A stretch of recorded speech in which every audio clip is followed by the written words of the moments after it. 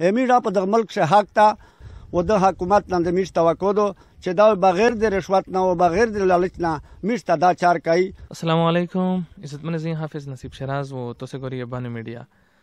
تو سے تپاته دو چې د بانو میډیا همیشه دا کوشش وی چې چیرې په کیمه علاقې شاته تاسو تکلیف وي و د میش د واسه کړي ان شاء الله میش وي یغزوی تر سری و دی اوازو چې گئی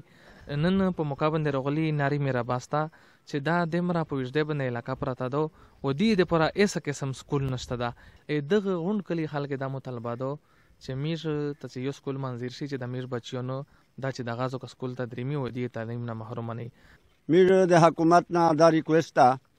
چې دا علاقہ ډیره غریبه علاقہ دو و دا یا آبادی دو چې دغه کرنالینا د خلک نه کړی دي و سکول دغه ته په دا وجه نه منځري چې سرمایدار خلک سکول منځیر کو بیا غونه سي دي د خلک نه محرومه ده. میش دغه حکومت ته دا سوال کوي چې کلی و کرینا خو مې د خلک نه کرلنینا وکړو خو میش دا کوشش ته چې د میش بچیوں تعلیم کو میش په دا کړی هم ځکه شوی حکومت ته زوی ور کو چې میش ته سکول په باندې جوړ کو ډېر میش په دغه باندې مشغول و میش حکومت ته دا پر زور اپیل کوي چې میش سره دا خامخا خطاونو کو میش په دغه ملک شه حق ته وزیر سرمایدار خلک میش سکول ته ځکه نشي ورتل چې لره لره جوړ شل و د حکومت نه د میش توقع دو چې دا بغیر د رشوت نه و بغیر د لالچ نه میش ته دا چار کوي و دا جو میش سکول ورکای پرویز خان ود تم ځکه ورکای و دا یو سکول ته پښه جوړای دا ارزنه دا چې دغه علاقې شه بالکل سکول نشته و دا وړو مشمون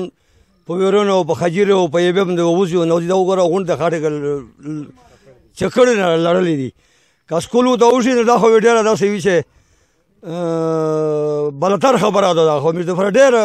بلنده ده بهتره ده چې سکول وشي دا خلک په تعلیم شي دا ډیره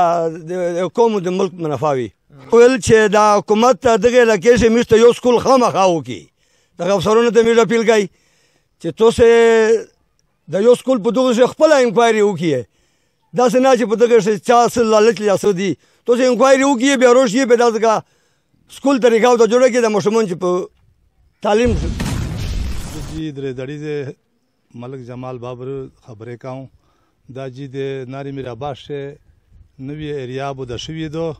او په دا شجی د سکول هیڅ تنظیم نشته ده او دا خال دغه څخه محرومه پوته دا وړو بچون دي د نمیش سره د موجود دي او میش په موقع باندې د ځکه جی کوټ کا ناری میرعباس د جاکن خان او د غلام او د دیاس خان د کیر څنګه ویلوړي د خبرې تکای د میش جری ریکوست چې حکومت ته جی دغه خلک سره مکمل تعاون وکي او دغه بچونه د پردې سکول جوړ کی ځکه چې وړ کی سکولونه لري دي او وړ کی رسیدای نشي ځکه چې غریبات ته غریب علاقہ دو دا جی میش سوال تکای او